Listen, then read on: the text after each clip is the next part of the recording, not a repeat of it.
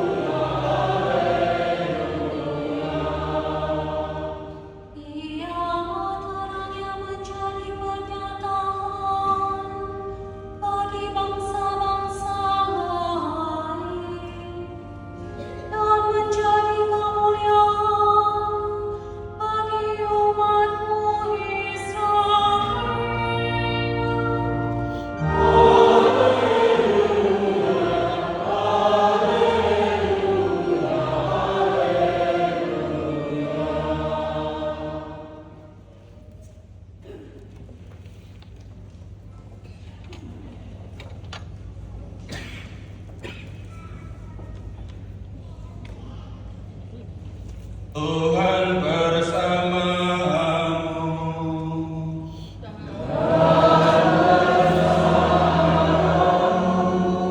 Inilah Injil suci menurut Lukas.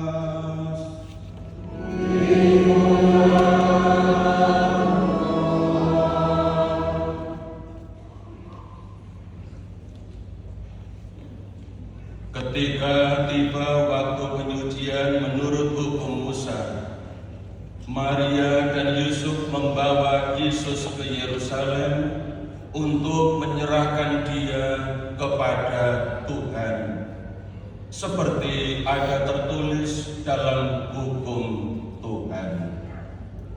Semua anak laki-laki sulung harus dikuduskan bagi Allah.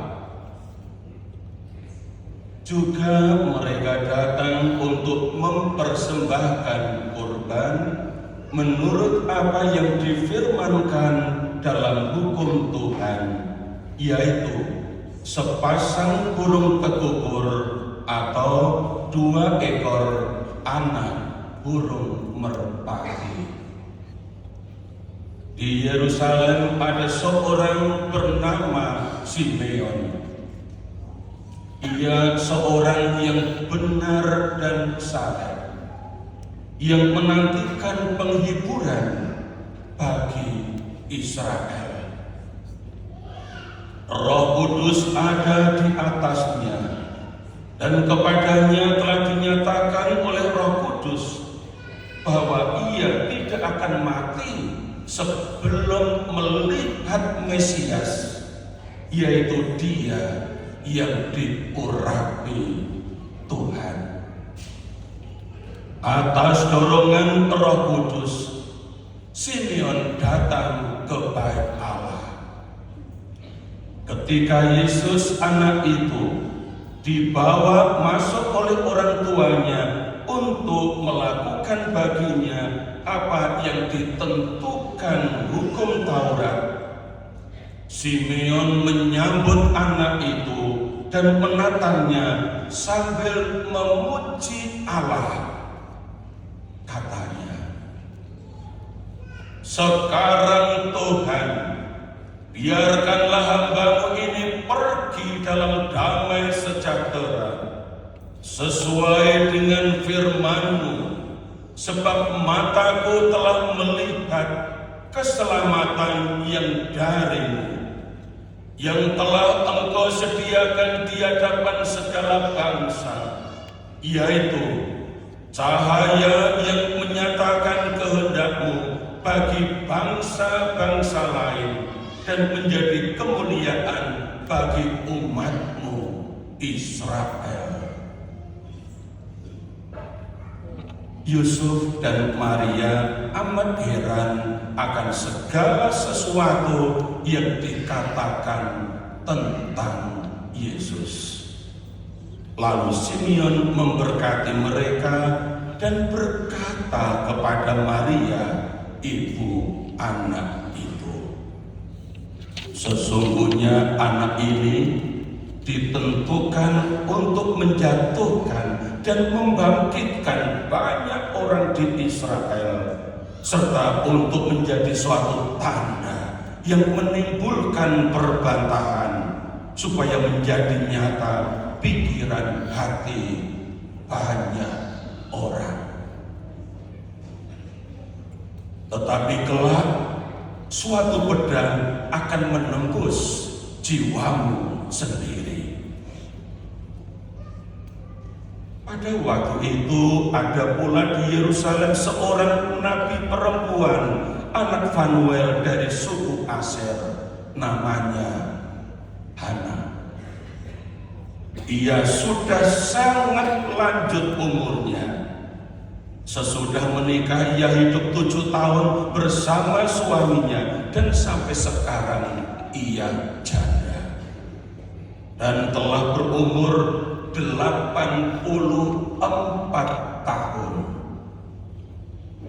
Ia tidak pernah meninggalkan bait Allah dan siang malam beribadah dengan berpuasa dan berdoa.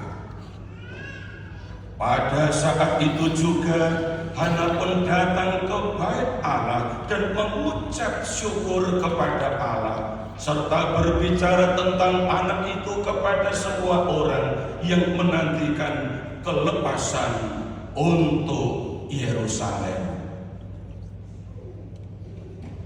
Setelah selesai semua yang harus dilakukan menurut hukum Tuhan, kembalilah Maria dan Yusuf serta anak Yesus ke kota kediaman mereka, yaitu kota Nazaret di Galilea. Anak itu bertambah besar dan menjadi kuat, penuh hikmat, dan kasih karunia Allah ada padanya.